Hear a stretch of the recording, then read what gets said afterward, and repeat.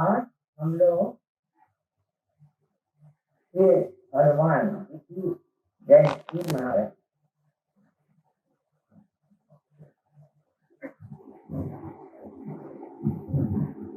हनुमान जी के बारे में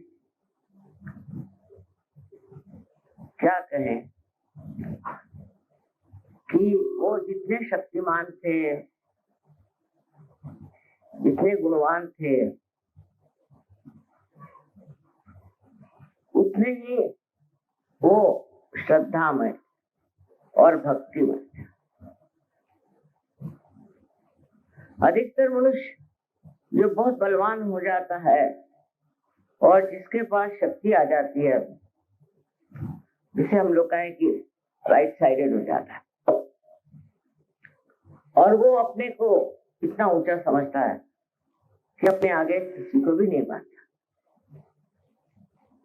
पर हनुमान जी एक विशेष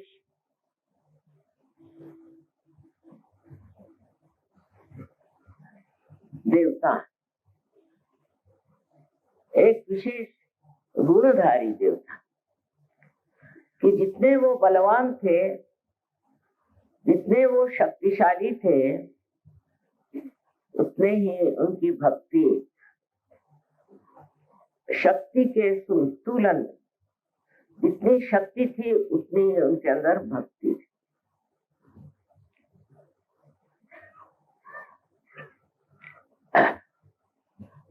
ये संतुलन उन्होंने किस प्रकार पाला और उसमें रहे, ये एक बड़ी समझने की बात।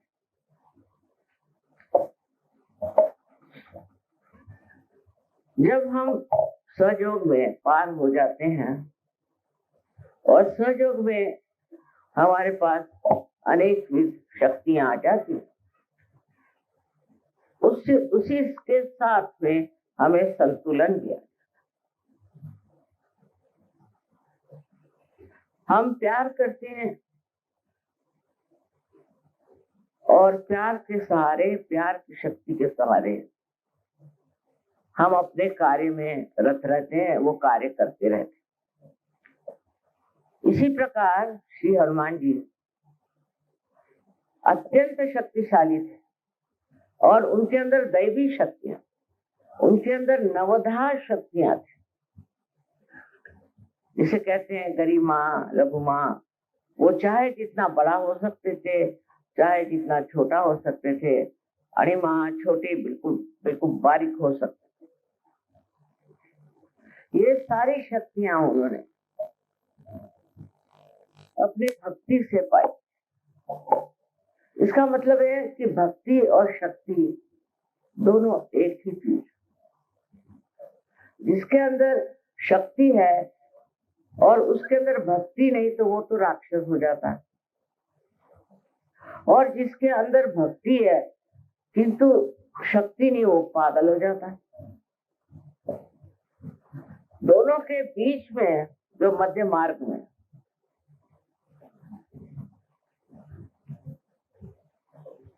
उस चीज को पाता है, जिसे आप शक्ति कहिए चाहे भक्ति कहिए, उसके शरीर का अंग अंग उसी से बना है।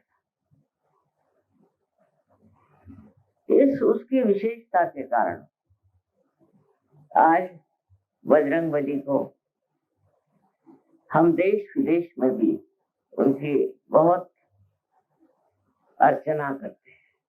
मुझे आश्चर्य लगता है कि प्रदेश के जो छोटे लड़के हैं, बच्चे हैं, जब वो कोई सा भी चित्र बनाते हैं तो पहले हनुमान जी का ही चित्र बनाते हैं। फिर दूसरी उनकी विशेष बात कि वो अर्ध मनुष्य थे और अर्ध वानर थे, माने पशु और मानव का बड़ा अच्छा मिश्रण था।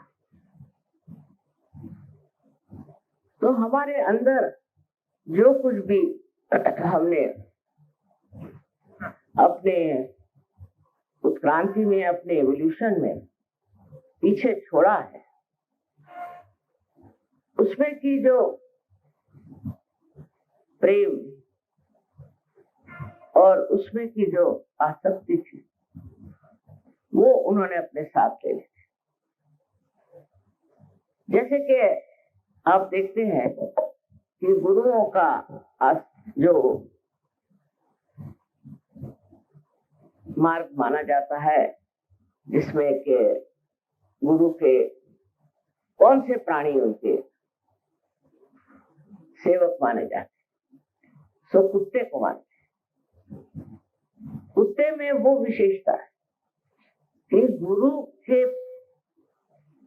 जैसे एक साधक पूर्णतया समर्पित होता है और गुरु के सिवा उसका और कोई मालिक नहीं होता, कोई और उसका विचार नहीं होता। हर समय वो अपनी जान लगा देता है अपने मालिक। इसी प्रकार एक समझना चाहिए कि एक प्राणी जो कि उत्क्रांति में बड़ा हुआ है, जब वो मनुष्य के सानिध्य में आता है तो वो क्या सीखता है? परम भक्ति। इसका मतलब है भक्ति हमारे अंदर जन्मतः बनी हो, पूर्णतया पहले ही से हमारे अंदर भक्ति का बीज बोया।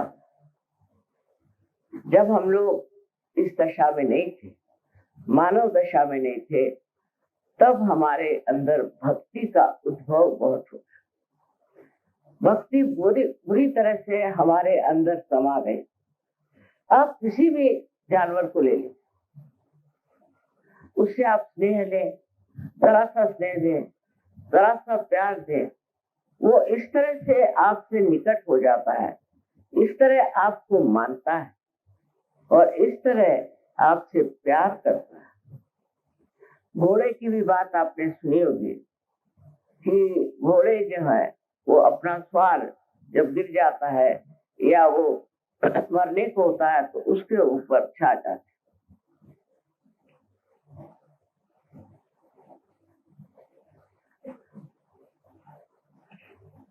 इसी प्रकार अनेक हाथियों के बारे में बताया कि ये हाथियों की निष्ठा भी कमाल की और वो अपने मालिक को कभी कोई तकलीफ नहीं देते। और अगर उनके मालिक पे अगर कोई शेर या कोई ऐसा जानवर आक्रमण करे तो हाथी उससे लड़ते लड़ते मर जाएगा, पर अपने मालिक को हाथ नहीं लगाने। ये जो रिश्ता एक मालिक का और ऐसे ऊंचे पहुंचे हुए जानवरों का है, ये रिश्ता हमारे अंदर भी स्थित है, पहले इसे बंधा हो। और इस रिश्ते के साथ वो शक्ति भी हमको मिलती है। जैसे मैंने बताया कि हाथी लड़ते लड़ते मर जाए, वो लड़ने की शक्ति भी हाथी के अंदर इसलिए है कि उसके अंदर वो प्यार और भक्ति है।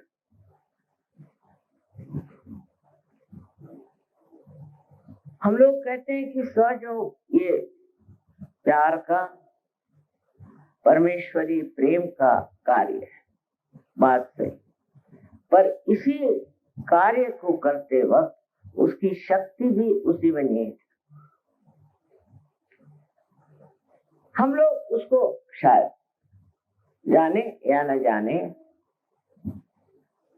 उसके बारे में हमें उसकी प्रतीति हो या न, पर वो भी उसी के साथ निहित है और वो शक्ति दैवी शक्ति। मनुष्य का किसी के प्रति नतमस्तक होना, किसी को मान लेना, किसी को बड़ा समझ लेना, ये सब उसी के लक्षण। किंतु जब वो अपने गुरु को मानता है तब उसके अंदर गुरु की महिमा तो होती है, पर उसके साथ साथ उसकी शक्ति भी होती है। तो भक्ति और शक्ति दो अलग चीजें नहीं, एक ही है। हम ये कहेंगे कि अगर राइट हैंड में अगर शक्ति है तो लेफ्ट हैंड में भक्ति। ये शक्ति भक्ति का संगम श्री हनुमान जी में बहुत सुंदरता से वर्णित है। कहीं तो वो रावण की लंका जलाने चले गए और वहीं सीता जी के सामने नतमस्तक भी हो गए। और जब सीता जी ने कहा कि नहीं, तुम तो मेरे बेटे हो, मैं बेटे के दम पर नहीं आऊंगी, मेरे पति को आना होगा और इस आदमी का संहार करना होगा। जब वो इसको नष्ट करेंगे तब मैं उनके साथ जाऊंगी। तो हनुमान जी देश से वहां गए थे, उनका चीज वो तो उनको ऐसे उठा के ले आते हैं, उनकी शक्तियां ही ऐसी थी। लेकिन उन्होंने कहा कि जब माँ ये बात कह रही है ठीक है। और उसके बाद इतना बड़ा महायुद्ध हुआ, उसकी जरूरत थी। अब ये गुण श्री राम के भी विशेष हुआ, अत्यंत शक्तिशाली, और उनका निशाना कभी चूकता नहीं था। आपने सुना होगा कि सीता स्वयंवर में उन्होंने क्या किया। लेकिन वही श्री राम जब रावण की बात आई तो उसको उन्होंने छोड़ा नहीं, उसका उन्होंने वध कर दिया। उसकी जो मैंने उसका जो वर्णन तुलसीदास जी ने बहुत सुंदर किया कि श्री राम बार बार मार रहे थे और रावण के 10 सर में से एक गिरता जाए, फिर आ जाए, फिर गिरता जाए, फिर आ जाए। तो लक्ष्मण ने कहा तब कर क्या रहे हैं आप? एक बाण उसके हृदय में मारो, जैसे हृदय में आप बाण मारोगे वैसे ही वो मर जाएगा, नहीं तो वो मरेगा कैसे? वो नहीं मर सकता। उसका वो बाण जो है वो उसके हृदय में लगा है। अब श्री राम का बड़ा सुंदर वर्णन है वहां। संकुचित है ना, बहुत संकुचित। श्री राम होते हुए इतने शक्ति के प्रचंड महान पुरुष होते हुए भी उन्होंने कहा देखो बात यह है कि इस रावण के हृदय में मेरे सीता का वास, तो मैं हृदय में नहीं मारूंगा। लेकिन जब बार बार इसका सर उतरेगा तो इसका ध्यान जरूर मेरे सर की ओर जाएगा। उस वक्त मैं इसको बाण से मारूंगा। नहीं तो उनके लिए कहा जाता कि एक बाण में वो वध करते थे। पर अब ये देखिए कि कितनी नजाकत की बात है, कितनी सरलता की बात है। पति का प्रेम अपने पत्नी के प्रति, सारे शक्ति के सागर होते हुए भी उनके अंदर किस कदर प्रेम था। हनुमान जी के तो अनेक किस्से हैं कि जिसमें हनुमान जी ने सिद्ध कर दिया कि वो प्रेम का सागर। और उसी वक्त जो दुष्ट हो, जो दूसरों को सताता है, जो दूसरों को नष्ट करता है, उसका वध करने में उनको बिल्कुल किसी तरह का संकोच नहीं होता। ये जो भक्ति की बात बजरंगबली की है, वही उनकी शक्ति की भी बात देखने लायक। वो जानते थे कि रावण सिर्फ अग्नि से डरता है, इसलिए लंका में गए और लंका दहन कर दिया। ये उनकी शक्ति की बात कि उन्होंने लंका दहन कर दिया, और उस दहन में किसी को मारा नहीं, किसी को जलाया नहीं। रावण भी जला नहीं, कोई नहीं जला, पर उसे दहशत हो तो लोग घबरा गए कि रावण क्या पाप कर रहा है। रावण जो इस तरह के कार्य कर रहा था, पहले लोगों में सम्मत था। वो कहते भाई ये रावण ही है, क्या है, इसकी इच्छा जो है सो है, इसको जो करना है सो करने दो, हम उसको कहने वाले कौन होते हैं। रावण तो रावण ही हुआ। लेकिन जब, कितनी समझदारी की बात है कि जब लंका जल उठे, जब लंका का दहन हो गया, तब लोग समझ गए कि ये तो बड़ी खतरनाक बात है, बड़ी घबराने की, क्योंकि लंका का दहन हो गया और हम लोग अगर जल गए होते तो। अब आग की विशेषता ये कि ऊपर जाती है, नीचे नहीं आती। सब लोग नीचे से ऊपर देख रहे थे कि जल रही है, जल रही है, जल रही है, पर पूरा लंका दहन हो गया, लेकिन कोई जला नहीं। ये डराने के लिए, उनको समझाने के लिए कि रावण महापाप कर रहा है, उन्होंने ये कहा। कितनी समझदारी और कितना संतुलन बजरंगबली में था, ये देखना है। यही हम देखते हैं इतिहास में, जितने लोग शक्तिशाली बहुत थे, उनमें अत्यंत प्रेम था। अगर आप देख लीजिए तो शिवाजी महाराज का एक उदाहरण है कि वो इतने शक्तिशाली थे, पर उतने ही बहुत तमीज़दार, बहुत कायदे के और बहुत ही ज्यादा संयमित आदमी थे। ये संतुलन जब आप में आ गया, तब आप स्वयोगी है। अगर आपके अंदर शक्ति आ गई, इसका मतलब ये नहीं कि आप अपने प्रेम और व्यवहार उसको किसी तरह से त्याग, किंतु आप शक्तिशाली हैं।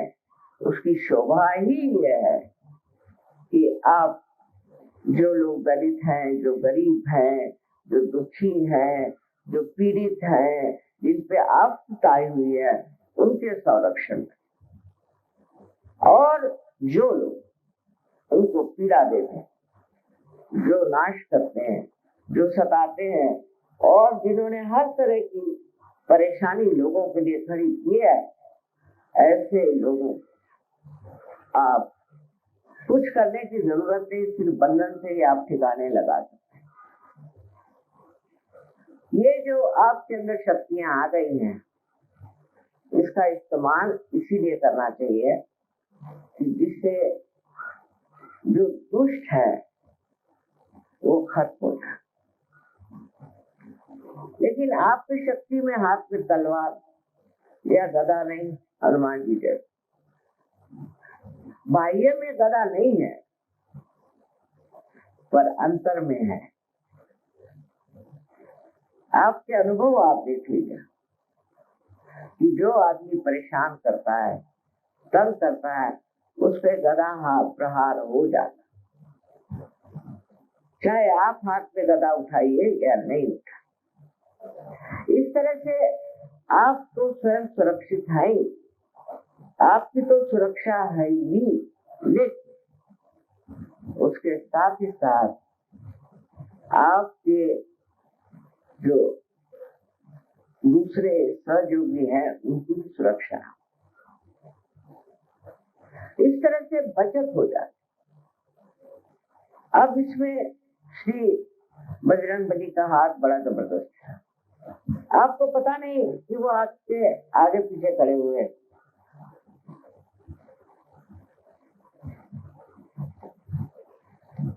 है तो उनका स्वभाव बच्चों जैसा, बहुत निर्बल और बहुत सरल, लेकिन इसकी समझदारी और हर तरह की खूबियां वो जानते हैं। इसका मतलब है कि उनकी शक्ति के साथ उनके अंदर निरक्षीर विवेक बहुत बड़ी बुद्धिमान। आजकल की बुद्धि तो बिल्कुल बेकार है, पर वो बुद्धि की जो प्रेम से हर एक चीज को जांचे और समझे, उस बुद्धि के एक विशेष स्वरूप श्री गणेश थे और श्री हनुमान है। दोनों में विशेषता ऐसी है कि हनुमान जी बहुत बलिष्ठ, बहुत तेज ऐसी देवता है और श्री गणेश ठंडे हैं। लेकिन दोनों जब वक्त पड़ता है तो बहुत बड़े संहार, स्वयं को संहार करने की जरूरत नहीं, किसी का संहार करने की जरूरत नहीं। बस आप ये सोच लीजिए कि आपके साथ ये दोनों हर पल हर क्षण जब भी आपको कोई परेशान करे, तंग करे, तो साक्षात आपके संरक्षक आपके साथ खड़े। बहुत सी बार आप सुनते होंगे कि ये मिनिस्टर लोग जाते हैं, कोई जाता है तो उनके साथ सिक्योरिटी चलती है, सहयोगियों की सिक्योरिटी उनके साथ ही चलती। और दूसरी सिक्योरिटी जो चलती है वो है गणों।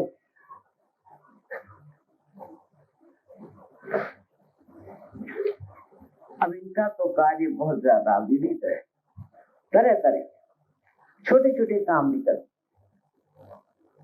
और यही है कि श्री गणेश को गणपति है, उनको सब खबर देते हैं आपके बारे में कि क्या हो रहा है, कहाँ गड़बड़ हो रही है, कहाँ से आप पर आक्रमण हो रहा है, कहाँ से आपको तकलीफ हो रही। आप जानते भी नहीं होंगे, कोई अज्ञात रूप से भी कुछ आपके ऊपर में हमला करना चाहे तो भी ये दोनों देवता आपके साथ खड़े। और जब गणपति ये बात बता देते हैं तो श्री हनुमान सज्ज हो जाते, तो सहयोगियों को डरने की कोई जरूरत ही नहीं, किसी भी चीज से डरने की जरूरत नहीं। अभी एक किस्सा आपको सुनाऊं मैं, बड़ा आश्चर्य का है कि आपने सुना होगा कि अमेरिका ने हर जगह बहुत सारे बॉम्ब गिराए, ये सोच के कि जगह कुछ आक्रामक लोगों ने कुछ व्यवस्था की हुई। तो ये किस्सा जो मैं आपको सुना रहे हैं वो ये अफ्रीका में एक जगह, यहाँ पर कुछ सहयोगी थे और वहां बॉम्ब गिरा। वो बॉम्ब गिरने से वहां के जितने भी लोग थे सब मर गए और सहयोगियों को कुछ भी नहीं हो। वो बड़े हैरान, उनके ऊपर धूल भी नहीं आई, तो कभी वो कबीला नहीं आए, कभी उन्होंने सोचा नहीं था कि कबीला आए, पर जब ये हुआ तो कबीला आए और आके बताया मां पता नहीं किसने हमें बचा लिया, किसने हमारी रक्षा की, लेकिन हम सारे सहयोगी बच गए और बाकी सब लोग मर गए।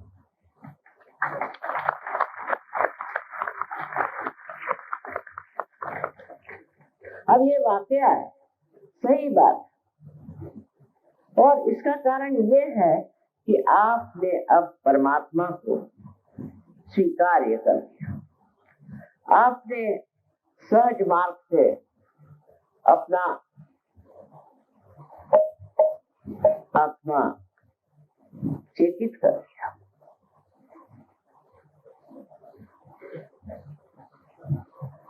इस आपके नए परिवर्तन से आप एक महान भक्त और शक्तिपूर्ण ऐसे इंसान हो गए। अब किसी की मजाल नहीं कि आप कुछ, ऐसे हजारों उदाहरण आपको मैं दे सकती हूँ कि जब आप सहज में पार हो गए तो आपको कोई भी नहीं छू सकता। पहले भी संत साधु थे, सबको सताया गया, छला गया, सब कुछ हुआ, पर जितना भी लोगों ने छला या सताया वो डिगे नहीं। और इतना ही नहीं, उनका हमेशा संरक्षण। और ऐसी ऐसी बातें वो कहते थे कि जिससे लोग बहुत नाराज हो जाएं। सोचते थे कि ये क्या बातें कह रहे हैं, राजाओं के खिलाफ, बादशाहों के खिलाफ, सबके खिलाफ वो ऐसी बातें कहते थे जिससे लोग घबरा जाएं। पर हनुमान जी की शक्ति से उनको कोई नहीं छूता, उनको किसी ने नहीं मारा। ख्वाजा निजामुद्दीन साहब के बारे में एक बड़ा अच्छा किस्सा है कि वो उनके बादशाह ने कहा कि तुम आकर के मेरे सामने झुको, कुर्मी साथ करो। उनका नहीं, मैं आपके सामने नहीं झुकने वाला, आप कौन होते? बहुत नाराज होता। उसने कहा कि अगर 3 दिन के अंदर आप मेरे आके आपने अगर सर नहीं झुकाया तो मैं आपकी गर्दन कटवा दूं। उनका कटवा दूं मैं, क्योंकि आप कोई बड़े साधु संत नहीं जो आपके सामने मैं झुक। तो उन्होंने आकर के बड़ा हंगामा मचाया कि 3 दिन बाद जाकर के इस आदमी की गर्दन काट। जिस दिन उसकी गर्दन काटने वाले थे उसी रात इसी बादशाह की गर्दन कट गई, कैसे पता नहीं। अगर ऐसे इतिहास में न होता तो जो बड़े बड़े साधु संत हो गए, जो बड़े बड़े धर्मवीर हो गए, वो खत्म हो जाते। क्योंकि राष्ट्र की प्रवृत्तियां इतनी ज्यादा बलवती है, इतनी हिंसक है और इतनी व्यापक है कि वो इन लोगों को तो खत्म कर ही दे। किंतु उनके पीछे परमात्मा है, और परमात्मा जो है वो एक तरफ हनुमान और दूसरे तरफ गणेश, ये 2 शक्तियां मिलकर के बना। वो संरक्षक, वो संभालता है। राणा प्रताप का किस्सा है मेवाड़ के, कि वो जब लड़ाई में गए तो उनके सैनिकों ने सोचा कि भाई ये तो हारने वाले, तो उससे पहले आप वापस जाइए, क्योंकि हम चाहते हैं आप बच जाएं मेवाड़ के। सोचा नहीं, तुम लोग सब वापस जाओ, मैं तो ऐसे ही डटा रहूंगा क्योंकि गढ़ मेरे साथ खड़े हुए हैं। सहयोगी थे ना वो भी। आपको जाना तो आप लोग जाइए, मैं तो ऐसी डट के खड़ा रहूंगा क्योंकि गढ़ मेरे साथ। बस समझ लीजिए कि आपके आगे पीछे हर तरह के संरक्षण।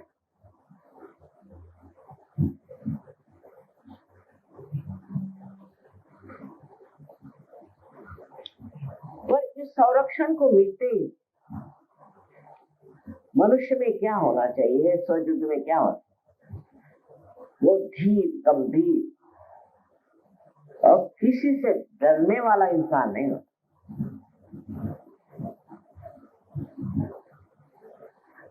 वो किसी से भागता नहीं, जम जाता है उस जगह और जो कुछ दुष्ट आदमी है उसके सामने डट जाता है।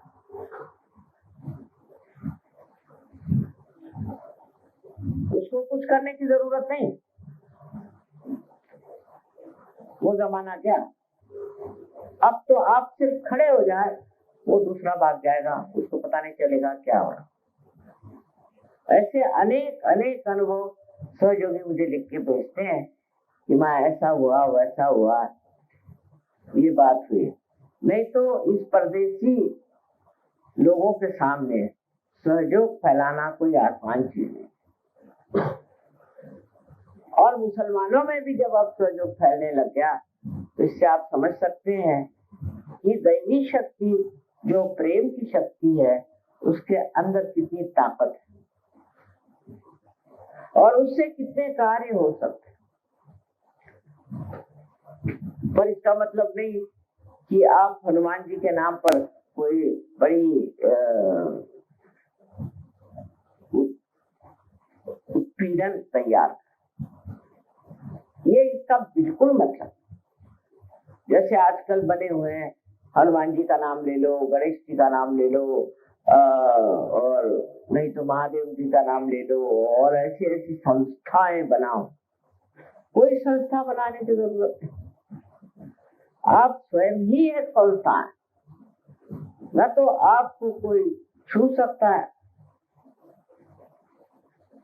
और न तो कोई आपको नष्ट।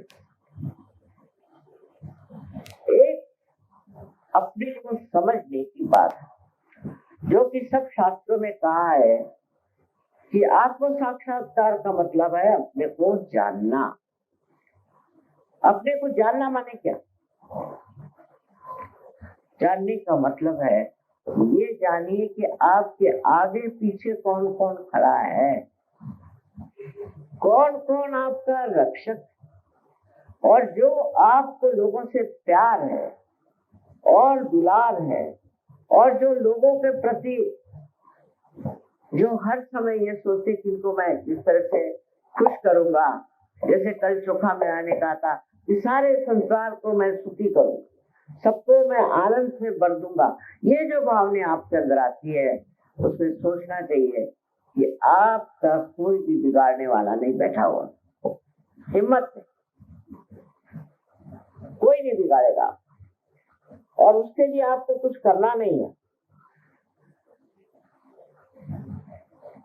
उसके लिए आपको कोई तलवार रखने की जरूरत, गदा रखने की जरूरत, वो तो सब है ही, वो पहले से बन बुन के आए हुए और वो आप में समाये हुए हैं।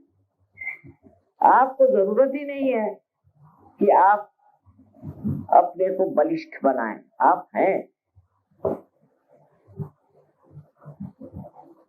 एक चाइनीज किस्सा है बहुत मजेदार कि उनके यहाँ मुर्गों की लड़ाई होती है। तो जब मुर्गों की लड़ाई होती है तो उसमें यह हो गया कि किसी तरह से एक राजा को ऐसा लगा कि कोई साधु के पास ले जा। तो ये मुर्गे जो हैं ये साधु से सीख ले कि दुनिया से कैसे लड़ना चाहिए, क्योंकि ये साधु किसी से लड़ता नहीं पर इसको कोई छूता भी नहीं, इससे लोग दूरी भागते हैं और उसके तरफ नतमस्तक रहते हैं। तो ऐसी कौन सी इसमें बात है कि ये इस तरह से इस दुष्ट दुनिया में इस तरह से रह रहे हैं। तो साधु ने कहा कि अच्छा तुम मुर्गों को छोड़ दो। तो एक मुर्गा उसके पास को छोड़ के चले। 1 महीने बाद वो मुर्गा वो ले गए और उसको यहाँ लड़ाई हो रही थी, बहुत सारे मुर्गे जमते थे, ऐसे प्रांगण में ले जाके छोड़। तो अब मुर्गे जो ये महाराज थे ये अपने खड़े रह गए। अब सब मुर्गे आपस में लड़ रहे हैं, झगड़ रहे हैं, ये कर रहे हैं, वो कर रहे हैं, एक के बाद एक सब निकल। बस एक ये महाशय खड़े रहे। सब लोग इनसे डरने लगे कि इनको तो कुछ हो ही नहीं रहा, तो ये कोई विशेष है कि क्या। और आखिर में वही एक मुर्गा बचा रहा जो अपनी शान में खड़ा हो। तो आज जब हम हनुमान जी की यहाँ पूजा कर रहे हैं तो सोचना चाहिए कि हनुमान जी साक्षात हमारे अंदर बसते हैं। वो हमारे राइट साइड में,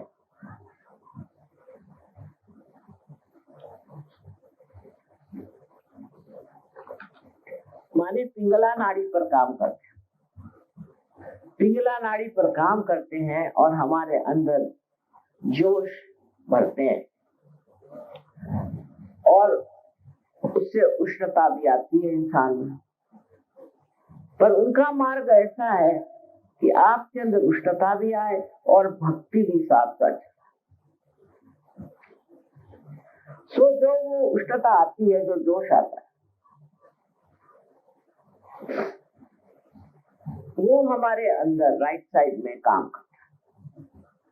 और जब हम हनुमान जी की संतुलन शक्ति को प्राप्त नहीं करते तो हमारे यहाँ अनेक बीमारियां आ जाती, जैसे लीवर की बीमारी है, अस्थमा की बीमारी है, और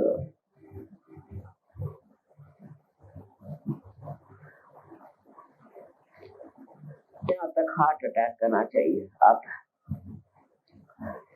और जब इनकी गर्मी नीचे की तरफ जाती है, हनुमान जी गर्मी को कंट्रोल करते, पर जब गर्मी कंट्रोल नहीं होती है तो ऐसी ऐसी बीमारियां होती है कि जिनका कोई इलाज, ब्लड कैंसर हो सकता है इससे, और इंटेस्टाइनल ट्रबल हो सकता है। मैंने दुनिया भर की बीमारियां एक ही लिवर की खराबी होती है, और लिवर की खराबी होती है क्योंकि हम हनुमान जी की बात नहीं मानते।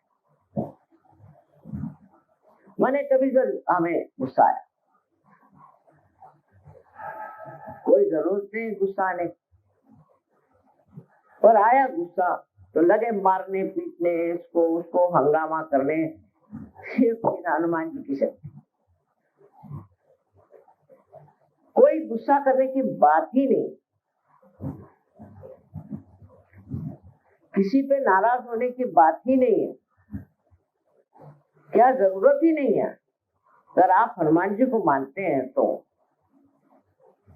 वो किसी पे गुस्सा नहीं। लेकिन इंसान है, हर बात पे गुस्सा चढ़ता, अहंकार चढ़ता है उसके अंदर। हनुमान जी में जरा भी अहंकार नहीं था। राइट साइडेड आदमी में बहुत अहंकार होता है, मनुष्य में तो इतना अहंकार है, अरे बाप रे, बाप रे। मेरा तो जी घबराने लगता है जब देखती हूँ उनको किस चीज का अहंकार था। उस अहंकारिता का कोई अर्थ ही नहीं है कि हम माने क्या। कोई एक सर्वसाधारण मनुष्य भी अहंकार करता है, और बहुत से राजे महाराजे भी अहंकार नहीं करते। इसका कारण है उनके अंदर ही ऐसी कोई स्थिति बनी है कि वो हनुमान जी को नहीं मानते। जैसे ही आप हनुमान जी को मानते हैं वैसे आप श्री राम को मानते हैं। अब बताइए कि अगर आप राइट साइडेड आदमी हैं तो आपको तो अस्थमा होना नहीं चाहिए, क्योंकि श्री राम का वास हमारे स्वजों के हिसाब से राइट हार्ट पे। क्योंकि आप हनुमान जी को नहीं मानते हैं, उनके तरह का आपका व्यवहार नहीं है, संतुलन नहीं है, इसलिए आपका अस्थमा भी हो जाता। हृदय में आपके शिव जी का स्थान, वो भी वही गड़बड़ हो जाता है और आपको हार्ट अटैक आ सकता है या आपको और बीमारियां हो सकती हैं। सहयोग पे आने पर आपको समझना चाहिए कि हनुमान जी का आपके सामने एक आदर्श, गणेश गीता है ही, वो तो अबोधिता के बिल्कुल अवतार। जैसे छोटे बच्चे होते हैं वैसे ही भोले वाले, लेकिन बुद्धि के बहुत चाणक्य। और हनुमान जी के अंदर एक संतुलन, एक प्यार भरा आनंद और उसी के साथ साथ शक्ति दर्शन। ये सब चीजों को समझते हुए एक सहयोगी का चरित्र या उसका जीवन ऐसा होना चाहिए कि संतुलित। आपको जब गुस्सा भी आता है तो आप चुप होकर देखें। मेरे ख्याल से मुझे तो कभी गुस्सा नहीं आता, या आता भी होगा तो मुझे तो पता नहीं। और बगैर गुस्सा किए मामला ठीक हो जाता। हाँ, मैं कहूंगी जरूर कि क्या कर रहे हो, बस ज्यादा इससे आगे नहीं। और लोग तो गाली गलौज दुनिया भर की चीजें करते हैं, पर जब ये अति हो जाता, जब ये गुस्सा करने का मात्रा अति हो जाता है और आदमी, वो तो बड़े गुस्से में बैठे हुए हैं, वहां बैठे हैं, गुस्से करके बैठे हैं, वो गुस्सा कर रहे हैं, इस तरह के जब आदमी हो जाते हैं तो एक बड़ी गंभीर बात होती है, एक बड़ी गंभीर बीमारी उनको लगती है, उनको अल्जाइमर कहते हैं। अल्जाइमर की बीमारी इस गुस्से से होती है। वो गुस्सा जो हम बेकार में, अब समझ लीजिए आपके लड़के को किसी ने थप्पड़ मार दी, हो गए आप गुस्से।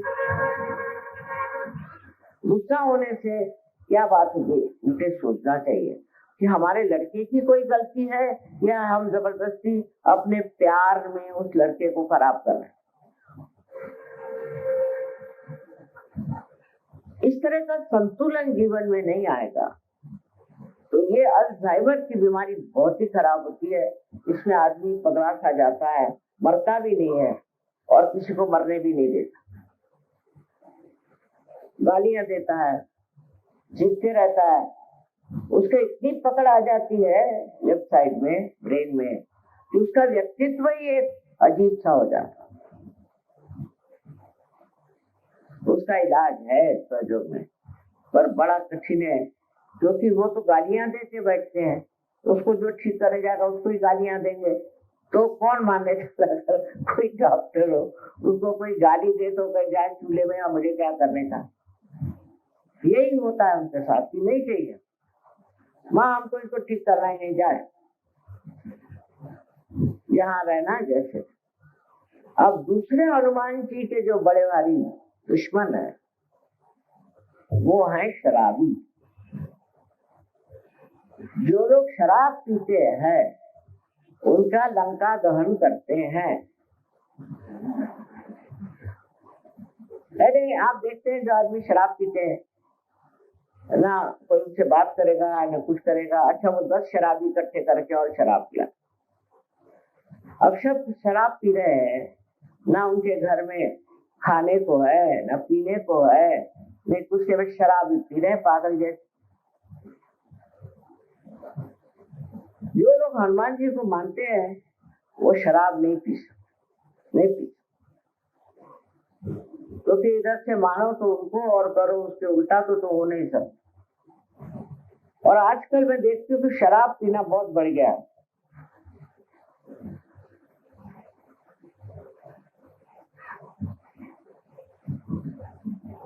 और मुझे आश्चर्य होता है, एक बड़े अफसर साहब थे, एक बार उनके घर में गए, क्योंकि हमारे पति के वो दोस्त भी थे और उन्हीं अभी भी दोनों शराब पीते थे और बड़ी ठंड थी, तो मुझे कहले आज रात यहीं ठहर जाओ। मैंने कहा अच्छा ठहर जाए।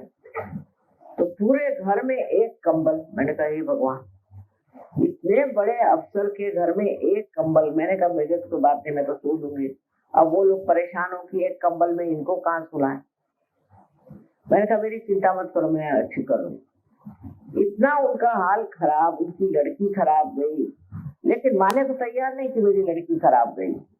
बस जैसे शराब पी लेंगे तो ये कहना शुरू करेंगे कि साहब मेरी लड़की सबसे अच्छी, आप कुछ मत कहिए।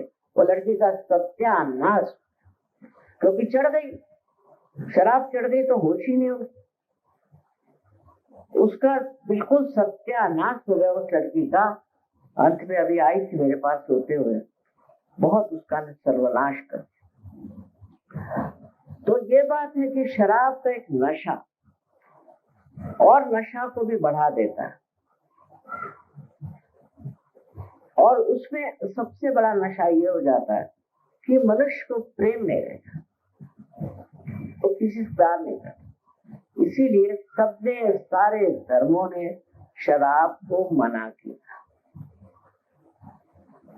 लेकिन अब ईसाई धर्म जैसे है, सब लोग उसमें से कुछ ना कुछ हिसाब किताब बना लेते हैं। हिंदू धर्म में भी है, ईसाइयों में भी, मुसलमानों में। तो उन्होंने ये कहा कि जब ईसा मसीह किसी शादी में गए थे तो उस शादी में शराब बनाई गई, बिल्कुल झूठ। इसलिए हम लोग शराब पीते हैं। माने इंग्लैंड में तो मैं हैरान ही हो गई, कोई मरा तो शराब, कोई मर गया तो भी शराब पिएंगे, कोई पैदा हुआ तो भी शराब पिएंगे। बेटा उसका क्या अर्थ है, मेरे समझ नहीं आया। तो वो जो आदत हो गई उन लोगों, और शराब तो वहाँ बिल्कुल बड़ा भारी एक संस्कृति सी बनी हुई है शराब की, किताबें लिखी हुई, कौन सी शराब कब पीना चाहिए, ऐसा नहीं वैसा नहीं, वैसा ग्लास इस्तेमाल करना चाहिए। अब इन शराबी लोगों का जो हाल मैंने देखा, वो मैं सोचती हूँ कि ये आधे इंसान है, आधे बिल्कुल पगले, पागल लोग। पर वो वहाँ संस्कृति बन गई। सबसे ज्यादा तो फ्रांस में है, फ्रांस की तो संस्कृति बन गई, उनसे अपने को सीखने का कुछ नहीं। अब वो जो शराब की बात करते हैं, तो ईसा मसीह जब वहां गए तो उस वक्त में वो जगह हिब्रू में मैंने पढ़ा हुआ कि लोग जो है द्राक्ष का रस पीते थे, माने अंगूर का रस पीते थे। तो उन्होंने पानी में हाथ डाल के उसके अंगूर का रस बना दिया पानी का। शराब कभी सड़ाए गलाए बगैर बनती है क्या? 2 मिनट में सहज में शराब बन सकती है क्या? जब तक आप शराब को खूब सड़ाइए नहीं, और जितनी सड़ेगी उतनी महंगी। 50 साल सड़ी हुई हो तो और भी, और 100 साल हो तो बस दुर्लभ। ये शराब की आइडियाज बना ली शराबियों ने, और शराबी लिखने वाले और शराबी कहने वाले। उनके शराबियों के लेक्चरों से न जाने कितने लोग बेवकूफ बनते हैं। पर किसी शराबी का मैंने किसी भी देश में पुतला खड़ा हुआ नहीं देखा। सुनिए, सब लोग श्री हनुमान के विरोध में नहीं है, पर उनको अटैक करते हैं, उनको आक्रमण करते हैं। फिर वो भी दिखा देते, ऐसी गर्मी अंदर कर देते हैं पेट में कि फिर कैंसर, फलाना टिकाना, सब बीमारियां। जब पियो और पियो पियो।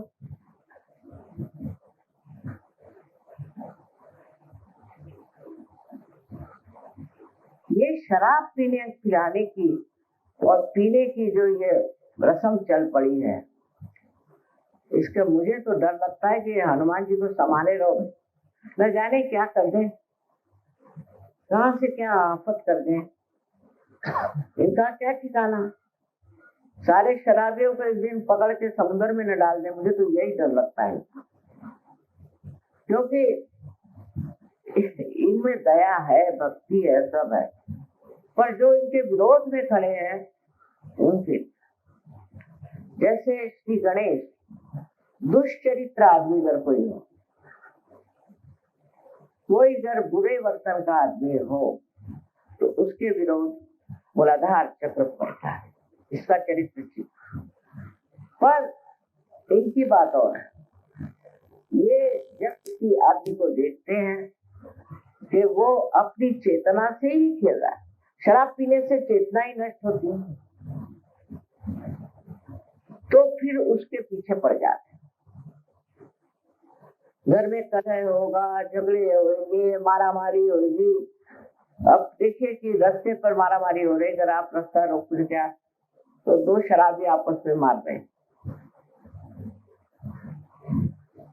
फिर उसकी हवा और फैलती।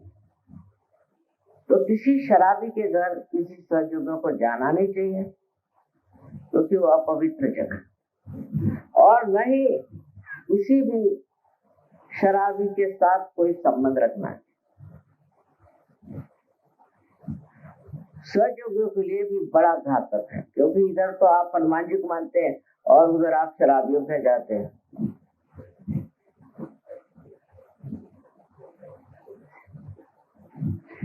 खासकर पूना में न जाने कितने तरह के हनुमान जी हैं। मारुति, कोई दुलिया मारुति, तो कोई वो मारुति, तो कोई वो मारुति। तो पुणे वालों के लिए तो बहुत बच के रहना चाहिए।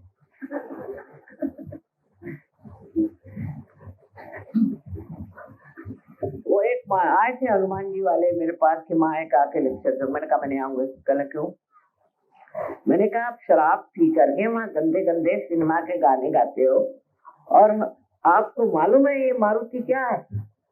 ऐसे गले घोटेंगे सबको से फिर पता चल जाएगा।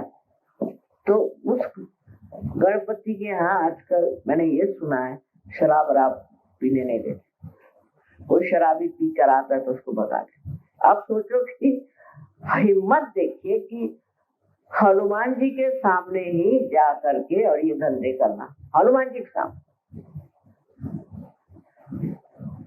क्या हिम्मत। और ये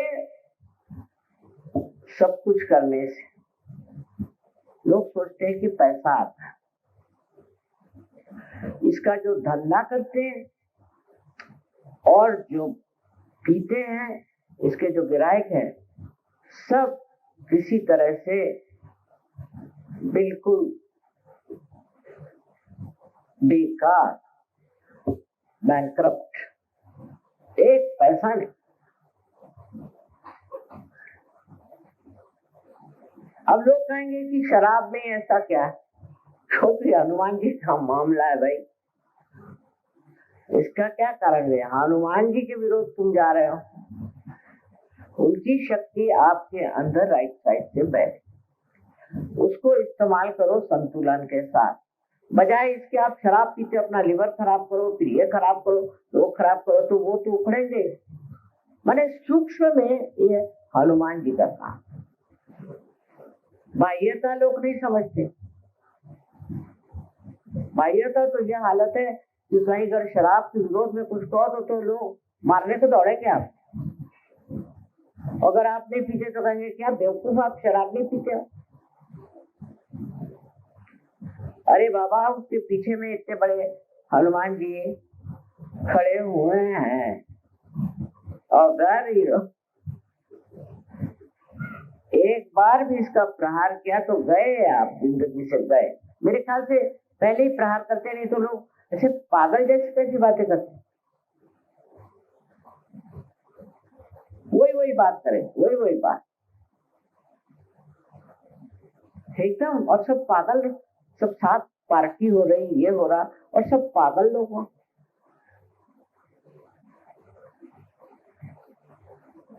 फिर शादियों में, बारातियों में, सब में चलता। अब जो इंसान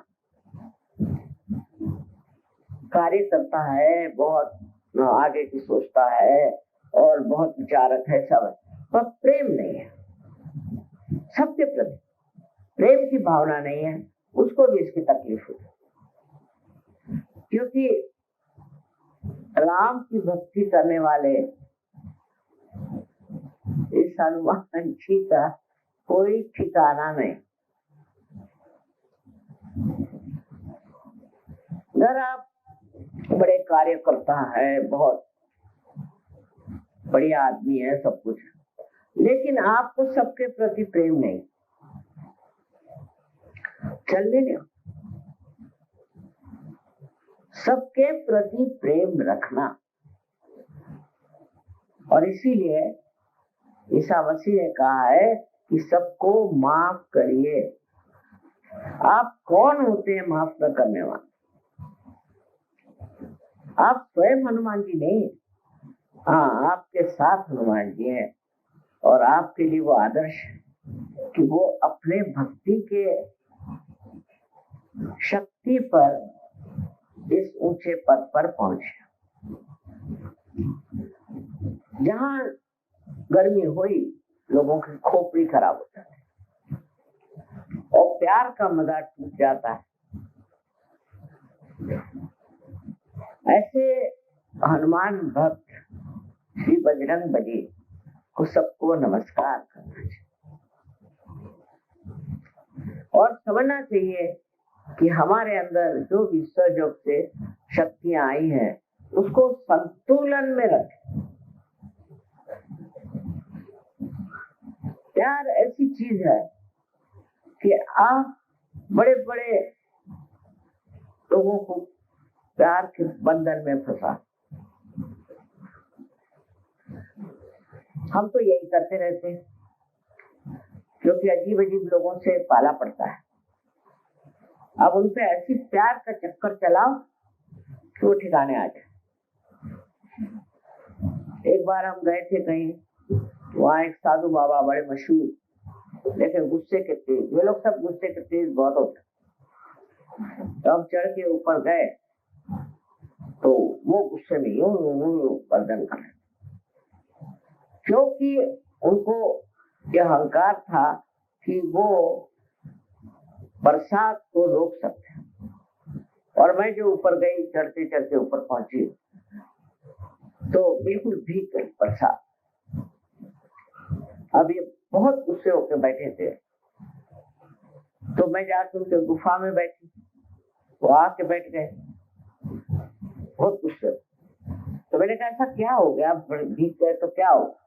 नहीं कहना कि तुमने, आपने मेरा अहंकार निकालने के लिए ही पानी बरस रहा था उसको रोका नहीं, क्योंकि मैं तो रोक सकता हूँ, मेरे ये अहंकार हो गया। ऐसी कोई बात नहीं। मैंने कहा देखो तुम सन्यासी हो और तुमने मेरे लिए एक साड़ी खरीदी, मैं सन्यासी से तो कुछ ले नहीं सकती, और तुम मुझे कुछ दे नहीं सकती। तब मैंने सोचा कि भीग जाओ तो लेना ही पड़ेगा। उस चीज से उनके आंख से आंसू बहने लगे, मेरे पैर पे गिर पड़े। मैंने कहा मुझको क्या करना था, मुझको तो सिर्फ थोड़ा सा भीगना ही, नहीं तो मैं भी नहीं लेने वाली, पर मैंने कहा थोड़ा भीग जाओ तो फिर लेना पड़ेगा साड़ी। तो कहने लगे कि अच्छा, मैंने कहा तुमने मेरे लिए भगवे रंग की साड़ी दी है और 9 वार, ये अच्छा किया, क्योंकि इसमें तो पेटीकोट भी दी गया तो 9 वार में पहन सकता। बहुत एकदम उनकी तबीयत खुश हुई। तो ये प्यार ऐसी चीज है कि बड़े बड़े गुस्से वालों को जमीन पर उतार लाती। और पहले के अनेक ऐसे उदाहरण है, वो जो बताते बसू बैठू तो रात पूरी ऐसी बीत जाएगी, और अब भी हर दिन हो रहा है। प्यार से बात करो, उसमें क्या जाता है। अगर आप प्यार करोगे तो दूसरों के सद्गुण आपके अंदर आए, और अगर आप किसी से नफरत करोगे, उसी से उसके जो दुर्गुण है वो आपके अंदर आए। लेन देन का मामला, आपने किसी से ये ऐसा वो वैसा, जो देखो कोई चीटी नहीं, ऐसे बहुतों के यहाँ रिवाज है, संस्कृति है कि कोई घर में आया, बैठा, खाया पियो, ठीक है, हाँ सब हुआ, जैसे क्या ये ऐसा खराब आदमी। फिर दूसरा आया, वो बैठा, खासकर औरतों में बहुत होता है, तो आके बैठा, हाँ बड़े अच्छे, हाँ जाओ जाओ, हाँ ये ऐसा। अरे भाई, ऐसे ऊपरी प्यार से तो नहीं हो सकता ना। बस तुम इस तरह से ऊपरी प्यार से करोगे तो वो क्या समझता नहीं है क्या? प्यार अंदर से करने की शक्ति आपको प्राप्त है, क्योंकि आप सहयोगी हैं। और जब ये चीज को आप आत्मसात करोगे, अपने आप जब प्यार का पेड़ खिलेगा तो आप दूसरों को आनंद दोगे और उसकी खुशबू आपको भी आएगी। प्यार के सागर के सिवाय और कोई चीज आपको अच्छी नहीं लगेगी। इसलिए बजरंग बली से जो चीज सीखने की है वो है उनकी भक्ति, और वो शक्ति जो उन्होंने आपको दी है कि आपको कोई हाथ नहीं लगा सकता। अगर आपकी भक्ति सच्ची, कोई हाथ नहीं लगा सकता। ऐसे हजारों उदाहरण प्रयोग में है। तो चमत्कार उसको लोग कहते हैं, मैं कहती नहीं है तो इसलिए हनुमान जी की कृपा है।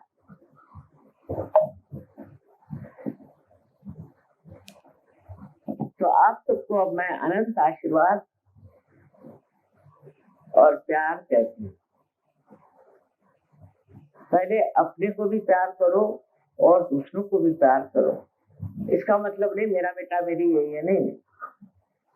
इसका मतलब है निर्वाज प्यार, इसका कोई बदला नहीं, इसका कोई रिश्ता नहीं। अगाध ऐसी प्यार की शक्ति आपके अंदर आई है, उसको आप इस्तेमाल करें। आनंद पाए।